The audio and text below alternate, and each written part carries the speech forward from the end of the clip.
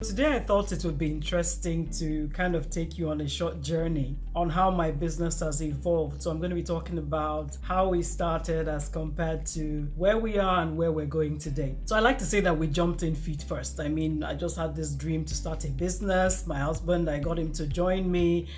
We incorporated the company with this big name. We had the education. I mean, I had my MBA straight out of school, but truth is we had no experience. We set up the office, but we had no business. And we had a serious lack of resources, financial, human, equipment, technological, even knowledge, I dare say. And we had very limited understanding of the dynamics of business, of the industry, of the economy. So certainly we started with very serious growth pains. There were issues around the identity we had chosen because we got into the oil and gas industry and attached the word petroleum to our name. So we're having challenges with the kind of levies that were being thrown at our business, almost the same as what the major oil companies were getting, for instance.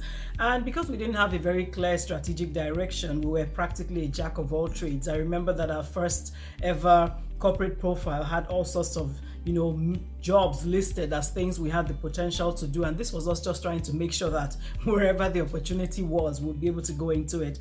So what we did have was the determination to succeed, but there was no specific focus. Funding and liquidity was a challenge, truth be told. I mean, we literally did not understand the fundamentals of cash flow, liquidity management, treasury operations, banking dynamics. I mean, I didn't know the difference between a commercial bank and a merchant bank at that point in time, for instance. And when it came to people, I mean, beyond the fact that I generally love people, I'm very honoring and respectful of people. Truly, we didn't have a clear sense of the dynamics of people and human resource management in business and so on. And of course, governance. Our idea of governance was set up a board and make sure that it's just filled with your friends and people that when you sit, you can have nice conversations with. So that's how we started out. Very, very tough times, and then of course the growing process came with own sets of challenges. People were still central to that conversation, but we then found that we had to start putting some policies in place, processes we had to now start streamlining, because it seemed like we were always firefighting. I mean, simple things like letters, we couldn't find letters, there was no filing system and all that. And then of course, in terms of technology, we migrated from that our tiny little ribbon typewriter and not just began to put at that point in time electronic typewriters in place, but also even looking at how to use filing systems, the days of the floppy disks and all that. And then it was kind of difficult for us, even from the point of view of business, because we were now kind of trading off structure for flexibility. I mean, when you didn't have any kind of structure in place, it was easy to just go with the flow. But because we knew what we're building, we had to put those system structures in place, and that made it a bit more difficult for us to just respond to issues on the fly.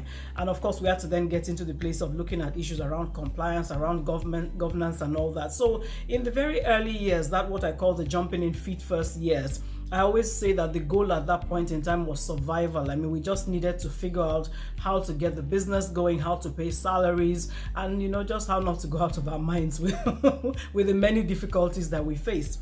But in this period of growing, where we started to address a few of those things, I like to think that at that point in time, the discussion was about stability.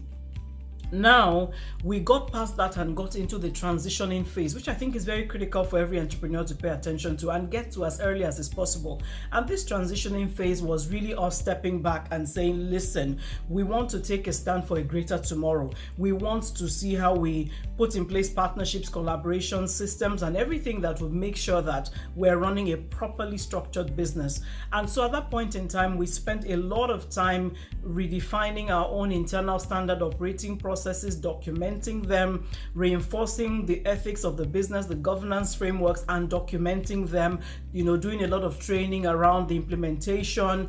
We instituted things like business planning, budgeting, and of course, even as owner managers ourselves, we had to then challenge ourselves to take some, or rather put some systems in place that we had to adhere to make sure that we were not in ourselves sub-optimizing the business in any way. So I remember that we ran a project a few years back in this process of the transitioning, and the transitioning is about sustainability. Remember I said it was first of all survival, then it was stability, and then the transitioning into the sustainable framework. We did the project, it was about restructuring to further institutionalize our business processes and practices to ensure a fully system-dependent organization, deploy the right sets of structures, and ensure properly motivated people were putting at every level.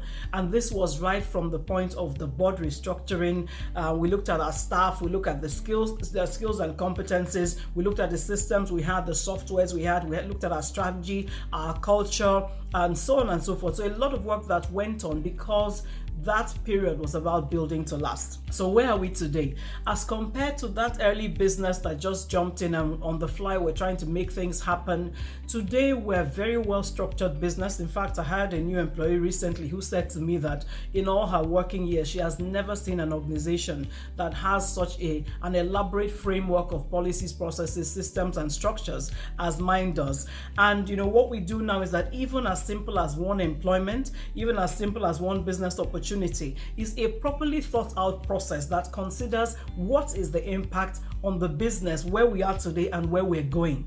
That means that everything in the business has systems, policies, processes that guide every aspect, and the interrelationships are very clear.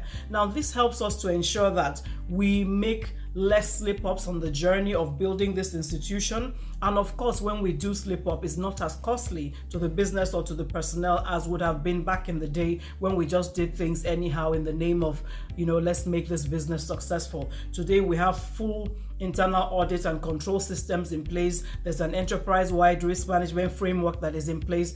We're very intentional, we're very focused. The business is clearly more resilient, more adaptable, and the focus is clear. And what this means is that even for our staff, the vision is clear, is relatable. They can see their own personal progression over the future of the business, and this makes for internal stability. It engenders loyalty, of course, with all the other culture and ownership building frameworks that are on ground at the same time. Why is this important to you?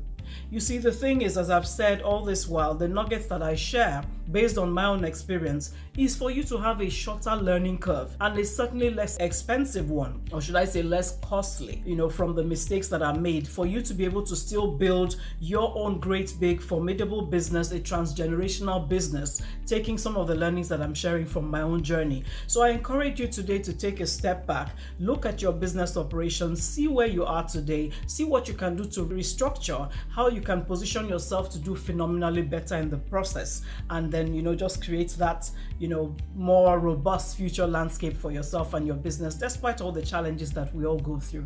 I hope this has been useful to you. Next time we'll talk about something else, still on this journey of building great institutions and businesses. Take care.